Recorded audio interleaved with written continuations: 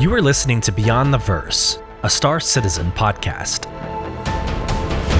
A show dedicated to Cloud Imperium games, Star Citizen, and Squadron 42. Whether you fight, explore, unite, and/or trade, we bring you news, updates, interviews, reviews, and analysis. So sit back, relax, grab yourself a pour of Radagast, and join us as we go Beyond the Verse. Launch sequence activated.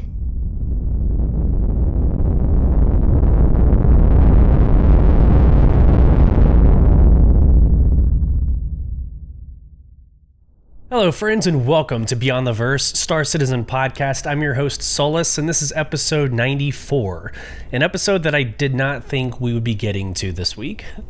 I have been under the weather, to say the least, since Sunday. So quickly, I think this is kind of a fun story.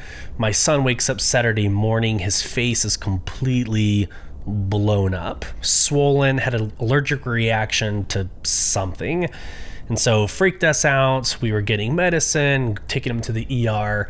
But that, of course, as a father and his mother, my wife, obviously, we were closer to him than we probably should have been, right? Because, that's a really sad sight if you're a parent. And so I was really close to my son all day on that Saturday, and I ended up contracting whatever he had. Now, my face didn't blow up. I didn't get puffy, but I got a fever that persisted with me from Sunday all the way to this morning, ranging between a 100 and to 103 from a couple of days ago. So it's been crazy. I've been dying. Last night's org night, I was able to survive through, but I actually woke up this morning feeling not that bad. So we're gonna take an attempt and try to get through this episode without me dying in the process. But I will say this: nothing happened in Star Citizen this past week, and that is not a hyperbole. That is not a melodramatic response. Literally nothing. We had 4.0.2 patch updates in the PTU, but even then it's just stability. And of course they are trying out supply or die, but there's not a lot of news to get through. So this episode is going to feel a little different, and it's going to be significantly short, but I still want to provide for you. I still wanted to get a product out in front of you, try to entertain you for the next maybe 30 minutes, and see if we can't get through episode 94 to stay on track for episode 100 in the first week of April. So I've got some plans. I've got some things happening in that first week of April that I can't necessarily move left or right. So I want to make sure that I stay on track. So here we go. Again, I hope this finds everybody well. Happy third week of February. Again, nothing really happening in real life either. It's not a holiday, but we are in the second to last week of February. So hopefully your first 2 months of 2025 are going well. Let's just get into from the community. And before we do that, I just want to do a quick update on Extra Life. So, again, our philanthropy that we are doing this year is Extra Life. It's for the children's hospitals around the United States, specifically the Dell's Children Hospital. But any money going to Extra Life through us is 100% passed through to the hospitals. So right now, Beyond the Verse podcast has raised $745 against a goal of $5,000. And I think when we hit the $1,000 mark, we become a gold team member, which is, I think, the highest team member celebrated for Extra Life. So we're almost there at that first little milestone of 1,000. 745 is great. Again, nothing goes to me at all. This is 100% pass through to Extra Life and the hospitals. So if you want to participate in that, it's as easy as going to this site that you see on your screen above me or on top of the screen, or you can go to www.beyondtheversehq.com. At the very top, you can select give, and that'll be a direct link on how to give as well. Okay. So at the end of each episode, we do go through polls and comments over on Spotify. And that's going to happen a lot. So what I realized last night is, as I'm talking, that little tickle, right, that residual tickle that happens in the lungs, it just happens. So I'm gonna do my best not to make this an audibly painful experience for anybody. I'm gonna try. So I realized in episode 93 I did not ask a poll. Didn't really have any I didn't have any good ideas for polls. And sometimes, I don't know, out of 93 episodes, I can't always be the most creative when it comes to polls. But I will have one for this episode. This episode is kind of themed around the contested zones. So we'll get into our experience with contested zones, but the poll will be centered around that as well. Have you participated in contested zones? And if you have, which one has been your favorite? And of course, in the comment section, I would love to hear your experiences and what that was like. But for episode 93, we did have 3 comments, and let's just go through the comments real quick. Anna writes, sure, they all look the same. The Misk Starlancer, yes, looks like the Prospector. That goes back to me saying all Misk ships are looking the same. I mean, there's not a lot of differences, especially when you go through the whole series, whole Alpha through Echo. It's just longer. Right? I mean, you just extend it a little longer, and that's your whole series. Dreamer of Days writes, just looked at the merch store. When will we get a brown Dickie with gold unrivaled provisions for Soul? Nice. On it. That's UPS, by the way. All joking aside, excited for the community growth. I'm eager to see where the story goes, especially since I don't have time to get on. Yeah, we miss you, buddy. We do miss you. We have some fun ideas coming up for the merch store. We know that St. Patrick's Day next month, or the Stella Fortuna event is happening next month. We know that.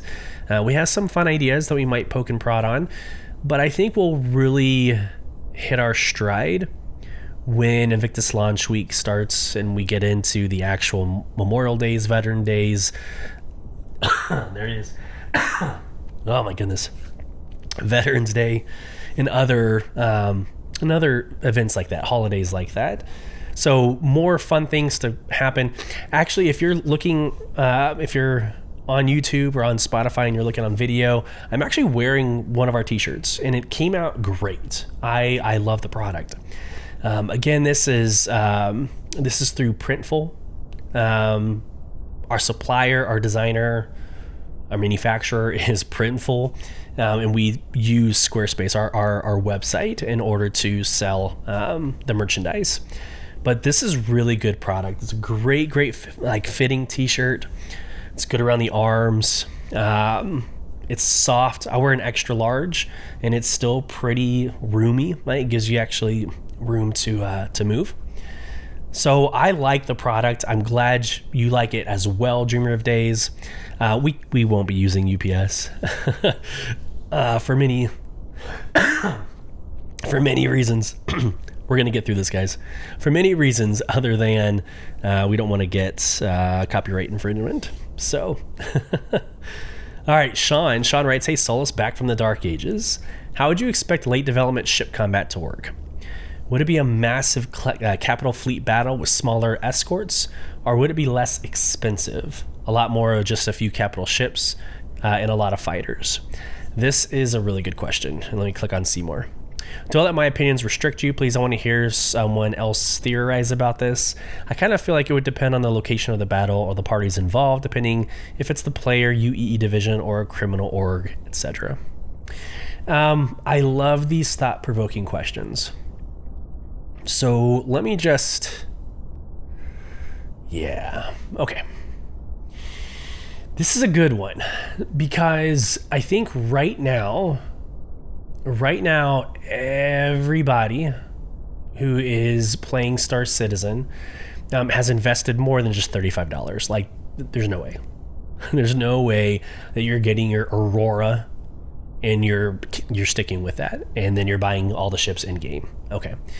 So more than likely you've upgraded to this point, maybe the $120 Cutlass Black. But like, as people start, like, this is their own DLC, if you will. Every year they might tack on a little bit more and get bigger ships. Well, it's kind of, I feel like that's going to kind of cause a problem in the future, because you have this player base that has lifetime insurance on a lot of ships. I have a friend that has over 100 ships in their hangar. It's unbelievable. Like, I'm a Legatus concierge member, don't have 100 ships in my hangar. My friend does. But you have all these people, space whales, quote unquote, but you have all these people that have massive fleets. Now, what does that translate? How does that translate whenever the game finally launches? I don't know. You can only fly one ship at a time. Now, you can call up multiple ships and kind of divvy out and pass out your ship if you're part of an org. At least I hope you're going to be able to.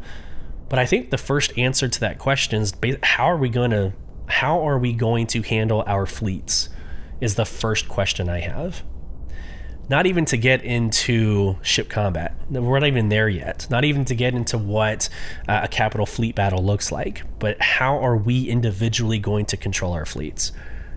I think that's the first question we have to answer.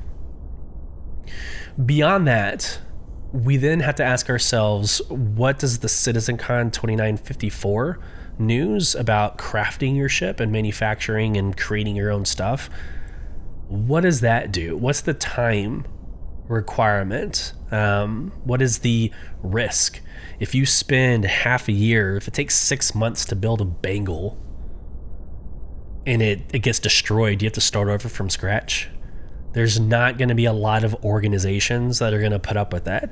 You're going to be able to build 2 bangles a year, right? You're going to spend 6 months building up a bangle, and then it gets destroyed in a capital fleet battle. Are we really going to be interested in doing that again? I don't know. You answer that question. I think Sole Provision would, but these are questions that are going to go through my mind when someone asks me a question like this. What is the risk of losing ships that you craft in game? How are we going to handle our own fleets when the backers become live in 1.0? What does that look like? So those 2 questions. To answer the question directly, in this current moment, I would much rather have, like, if I have a Sole Provision org night and there's 20 of us, I don't need 20 Polarises. I don't need 10 Polarises manned by 2 each. See the math there? I don't need 5 Polarises with 4 individuals in it each. Like, I don't need that. I would much rather have, I don't know, 10 Scorpiuses. I would much rather have F8, F8Cs, F7 Alphas. I would much rather have multiple heavy hitters that are more nimble and agile. I don't know if capital ships are going to, in this current moment, guys, I don't know if they're going to have a place in these, like, fleet battles, when you can win fleet battles with just a shitload of firepower, like quantity of firepower. So what I do think is interesting, though, is like capital ship versus capital ship. I think that'll be interesting. There's got to be some sort of raid or some sort of PvP like requirement where it's my capital ship versus your capital ship, and then you have supplemental ships that, like, obviously support.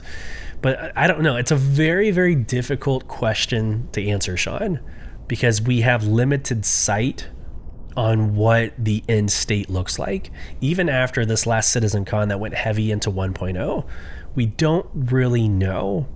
They talked about orgs owning spaceports up in space, and it would be like we'd have to like wage war, and you could like have a space battle. But even then, I would much rather have multiple small fighters that are like, some are attacking the spaceport while others are attacking. Maybe they have a ground station on the planet side, but you're going to want multiple heavy hitters than just, 2 or 3 Javelin. So I don't know. Very, very, very, very good question. Let's say my perfect end state. Here we go. My perfect end state. It's almost like the Squadron 42 video, actually. Let me just be very honest. I can see Sole Provision having a Javelin, right? Called Azrael, because that's freaking sexy. but you've got a Javelin and you are maintaining operations up in space in some blackness of space. Nowhere. You're not close to an orbital marker, just nowhere. You're just there, right? And then you would have like your Polarises, your Hammerheads, you would have them running these like long range missions, like almost like forward operating bases, if you're familiar with like real life military. So you would have headquarters command in the Javelin. You would have, like, again, Polarises, Perseuses, Hammerheads out in forward operating bases, and then conducting those security missions, right, with those smaller ships. But you would have like a 3-pronged, almost like, I think, lily pads on a pond, right? And so you would lily pad, each has its own grouping, doing its own thing. I don't see a world where we bring everything into one operation where the Javelin is leading like you saw in Squadron 42, but that would be my perfect end state.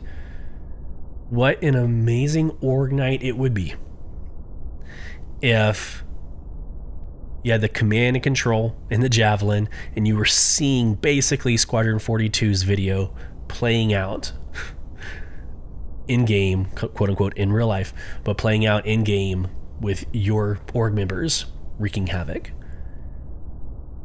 Absolutely.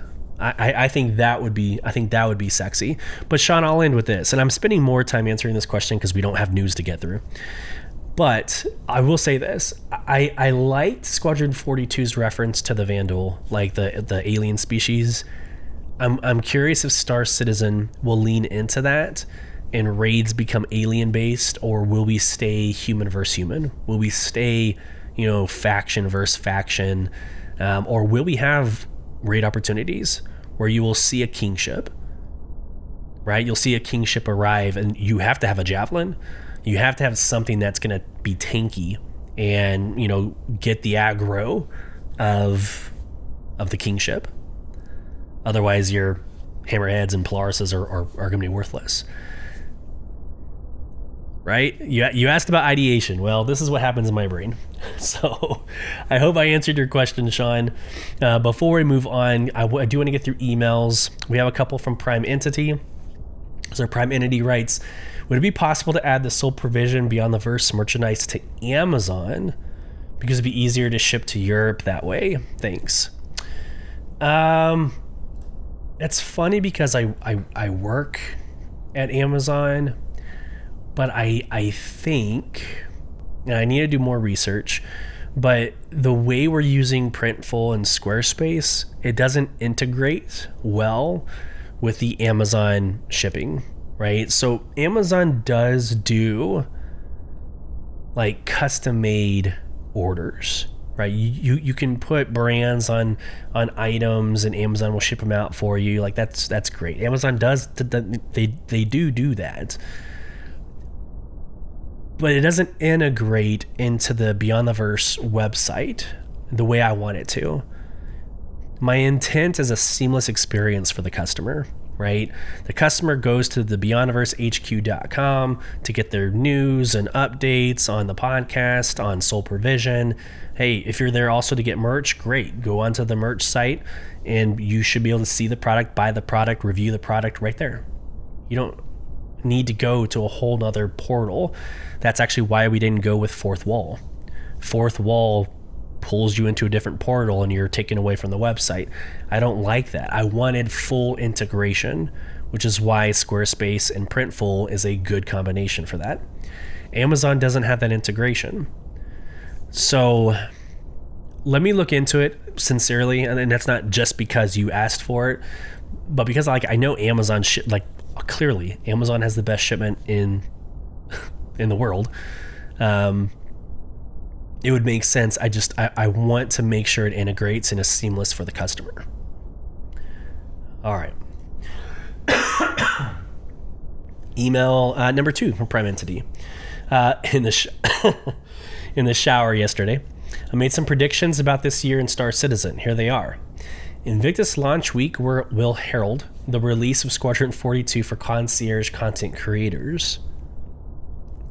It's very aggressive. And Alien Week will herald the release of the Vandal ships from the Vandal, not just those Asperia fakes. Okay. Oh. With Squadron 42 coming out next year, something has to happen this year. I will meet you halfway. Something has to happen this year. Whether it's an alpha testing, not alpha testing, but like a like a beta testing, and maybe beta testing is given to Evocati or is given to subscribers, or however CIG wants to figure that out. But I do think it'll be in our hands in some way as like a preview, a playable preview this year. And like that might be a CitizenCon thing. I don't know. But I do think for like a marketing and a public relations push, Squadron 42 needs to be in the hands of influencers. That's just, I'm sorry, that's just not, and I don't consider myself an influencer, so I don't necessarily care if I get it or not, but that's just the way marketing works in 2025, right? Like it or hate it. It's going to go to TikTok influencers, it's going to go to YouTube creators, it's going to go to that mass population. It is very cheap signal boosting for a game, right? So you can bet that Osmongold, Dr. Disrespect, these heavy hitters of creators are going to get this game, and they're going to review it, and they're going to respond to it, and it's going to happen this year because, again, it's launching next year. So do I think it's going to happen in 2 months for Invictus launch week? No. I disagree with you for Invictus launch week. I will love it, though. I love the timing of that because Invictus launch week is a military event. Squadron 42 is clearly a military thing. I think that'd be amazing. As far as Alien Week goes, I mean, sure. I think the alien ships are ready to go. I mean, you saw the Squadron 42 video from last year.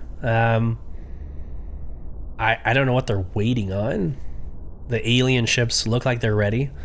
I can't wait for the new aesthetics.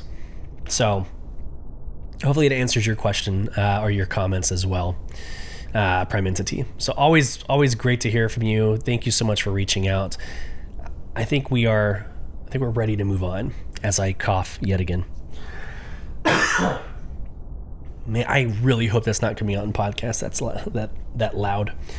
Okay, before we get into contested zones, which again is the main theme of this episode, Groza, which you've heard a couple of times on the podcast, was playing in game a couple of days ago and recorded some content that I would say has gone pretty viral.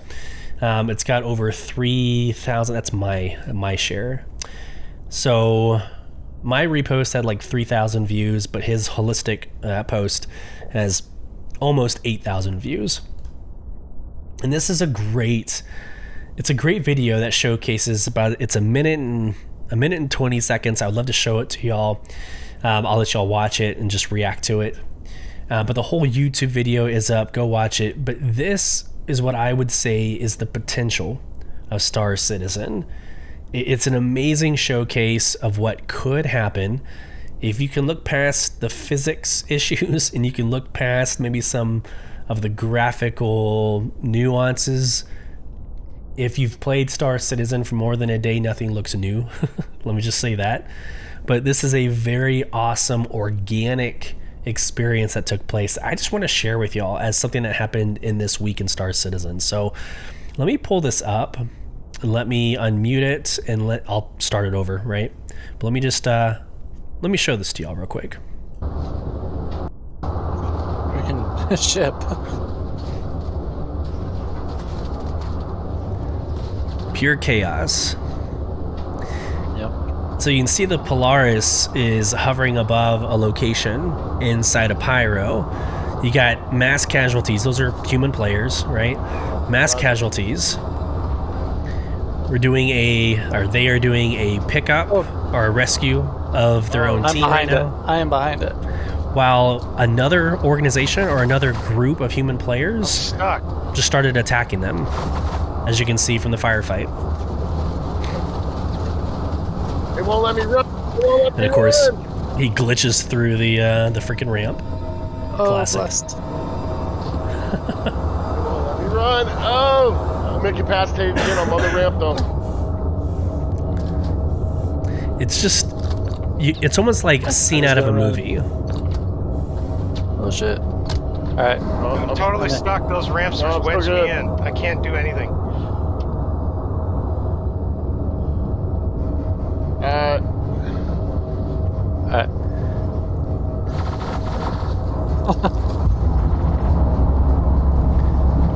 That's it.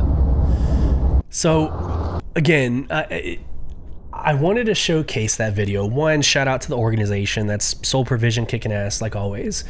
But they were trying to help one of our team members get through one of their phases, right, of the Fight for Pyro event. And so they're helping them get through, and as normal operations, they just started getting attacked. And so they reacted to, contact. They determined that there were several human players inbound, and you could see that video is actually like halfway through the contact where the Polaris had to raise up. It had to like escape the area so it wouldn't just get bombarded and boarded by other human players. But then we had to rescue. They had to go back and rescue their other team members, and just the chaos that ensued. That is just an amazing organic story of Star Citizen. That is where I think this game is going to shine. I think that's where it's going to separate itself from pretty much any other game that touches this idea of like persistent entity streaming, massively multiplayer online. Like the organic game loops that can come out of this game are so unique and vast. And that is, I think, a perfect example of that. So again, shout out to Soul Provision.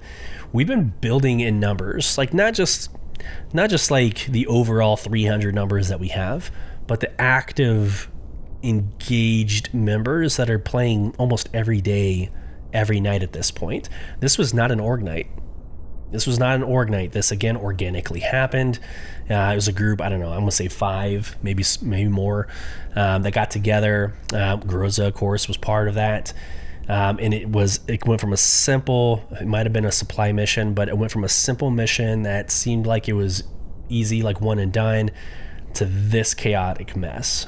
So I don't know any other game that does that personally, that has that kind of ability to pop off an event like that. So enjoy. I hope that was something you enjoyed. My intent is to show a lot more gameplay through these podcasts when there's no like news to get through. Speaking of news, let's at least get through this week in Star Citizen, and then I just want to talk about last night's contested zones, and we'll wrap this up because I'm sure you're done hearing me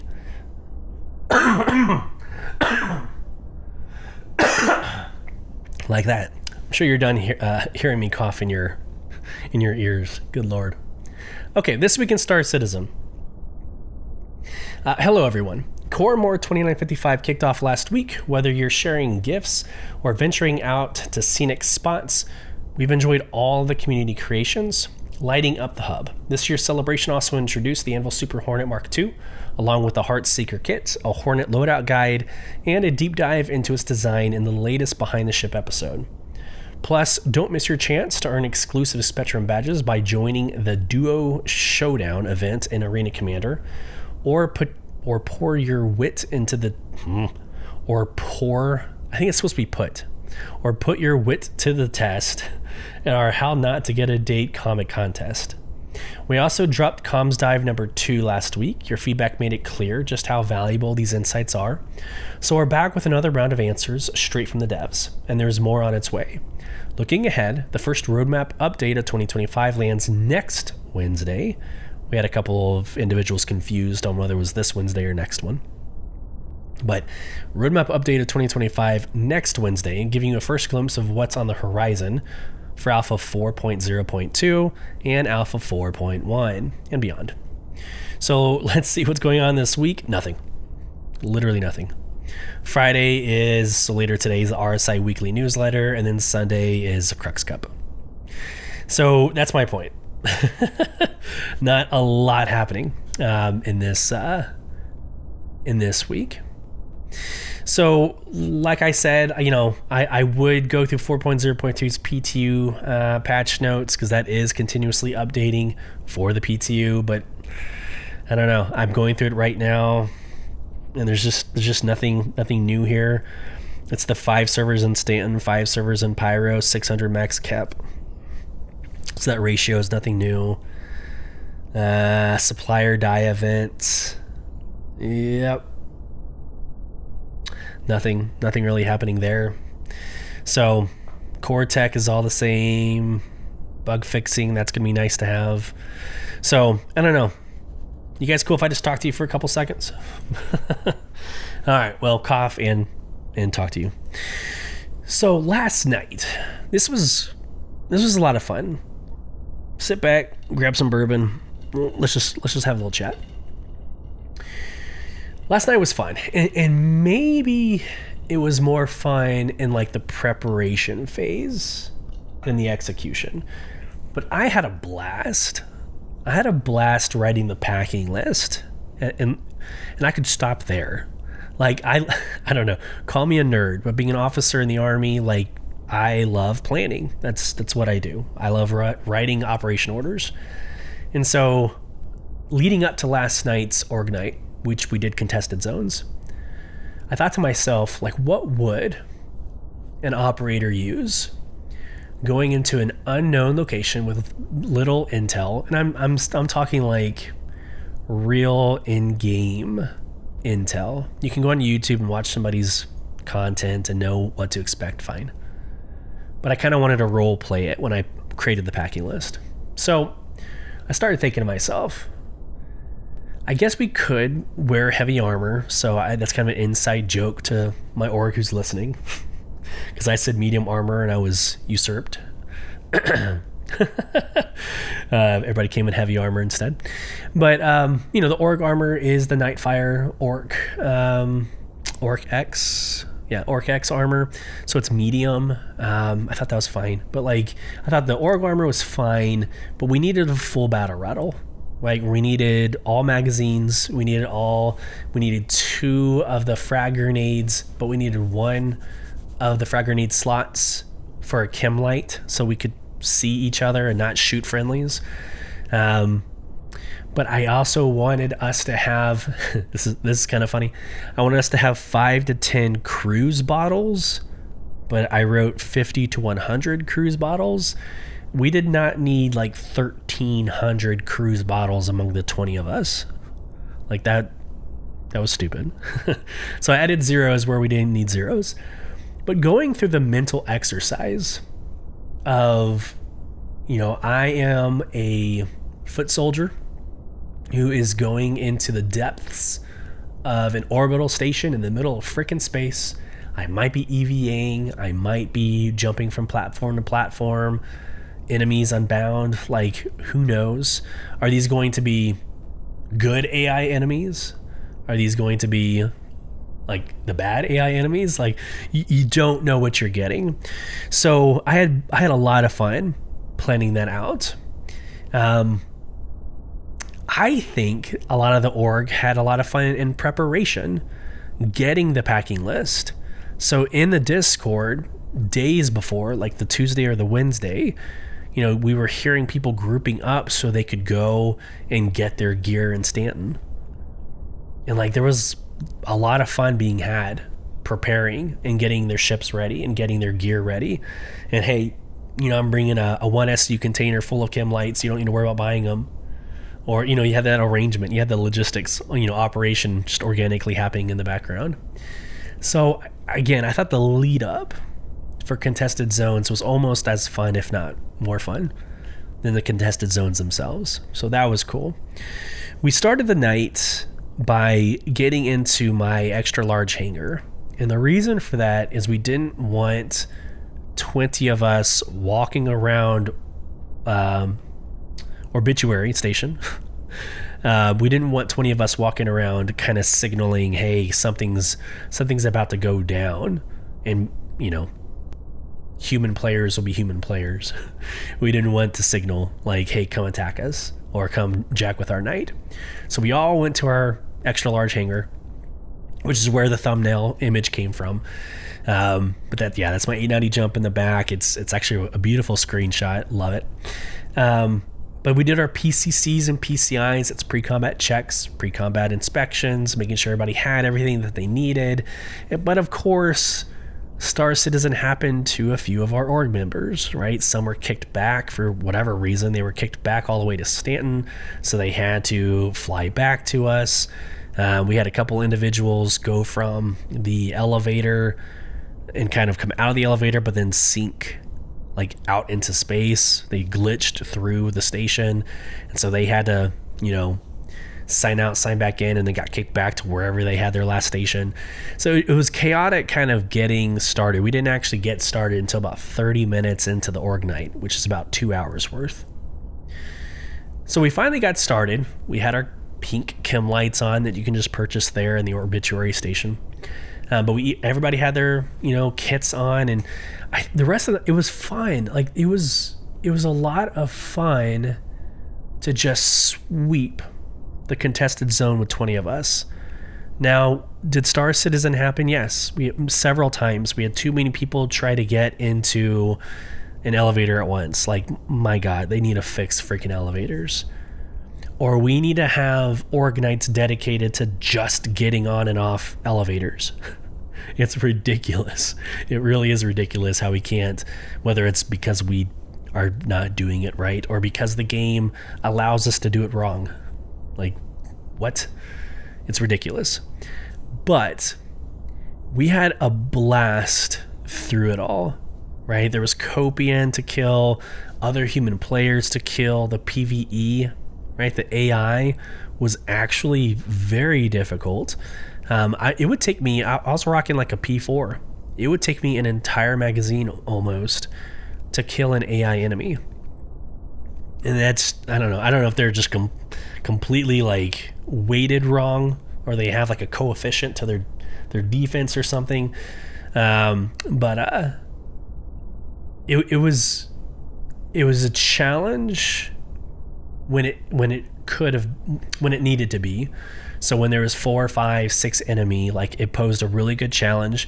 It caused a good, healthy amount of chaos. But there was also challenges when it shouldn't have been. Like when you have to cross a bridge and jump up on a box, and sometimes the box will let you jump on it or not. Like it was a challenge in that sense, but it was fun to get through. We learned that the yellow doors are the fuse doors, and the blue and the red doors are card access doors. The red access doors, you need to get the cards from like an asteroid station, not actually on station. Could be wrong. Correct me. But the blue doors, you can actually find the printing device there at the site. So you just have to explore, right? There's exploration involved.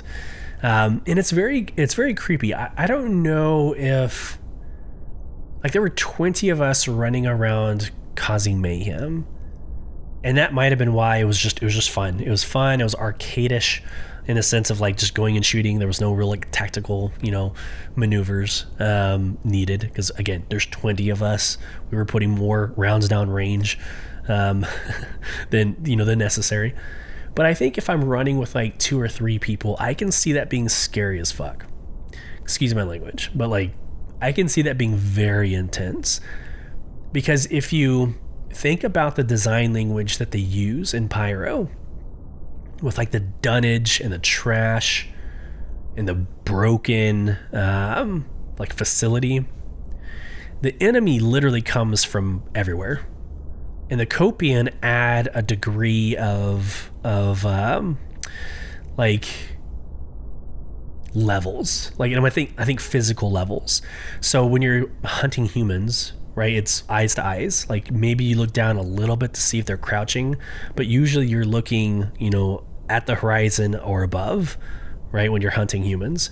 But throw copians in there and they might be under your feet, man. Like they might be like behind a box or under trash, and they're going to come out of nowhere and freaking nip your ankles. So I think the copians added a dynamic. The overall exploration was amazing. There was many avenues, like kind of hidden elevators to ride up a shaft to see some really great loot, right? I think it was scorched was the prefix for some of that loot that you wanted to get. So the exploration was there, the loot was there, but that last room, the hangar, so you go through a couple blue doors. Excuse me. Ow. Told you we would survive this. That last hangar, you actually go through an elevator to get to. So you go through an elevator, you make it to the executive hangar, and that last room was a lot of fun. Think of like a massive paintball course, and that's what you have in this hangar. There's gear just laying around, massive ship cannons, repeaters.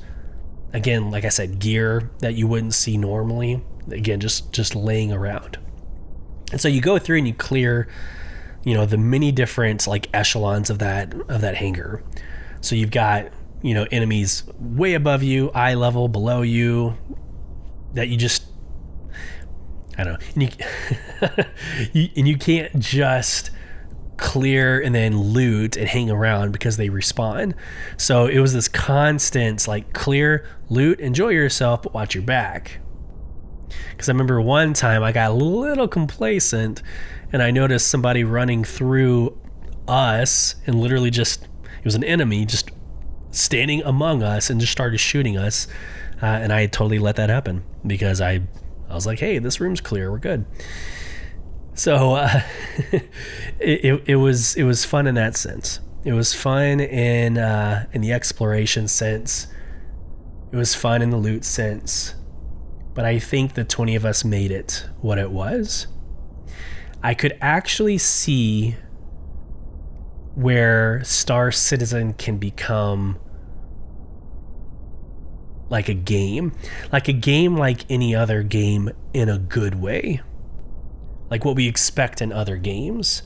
Like, I don't know if this is going to sound weird, but if Star Citizen was gamified, which is weird because it is a game, that is what Contested Zones was. Puzzle solving, exploration, teamwork, right? With this massive like loot at the end. I think they did really well. I think they did extremely well. It took us about an hour, so 9:30 to about 10:30, and then we realized we didn't really have much time left, and I was still dying from my fever, so I popped off at like 10:30, 10:45. But I think Star Citizen blew this out of the water. I think CIG, this is a massive success, and it makes me look forward to what's in store for us with the upcoming like raids and the upcoming like levels beneath Area 51. Area 51. Area 18. Good Lord. I'm excited to see what the future holds. Absolutely. Absolutely. As weird as this episode was, I really hope that y'all just enjoyed kind of a casual, informal podcast. There was nothing to prepare for. But I wanted to make sure that I touched base with y'all. I don't care if this sounds weird, but like I really do love spending time with y'all, even if it's through a podcast. So I wanted to just get through that, right? If you want to become part of the conversation, you can do so by emailing us at contact@beyondtheversehq.com. You can respond to our Spotify polls and comment section, of course the YouTube comment section as well. But if you want to learn more about the podcast, about joining Soul Provision, how to give to Extra Life, you can do so at beyondtheversehq.com or soulprovision.com. Get some merch. Shit is good, man. It's good. It feels great supporting a good podcast, hopefully. All proceeds go directly into the post-production of the show, into the org events, and to Extra Life, of course, as our philanthropy for the year. I hope this finds you well. Safe travels as you traverse beyond the verse. Take care, everybody.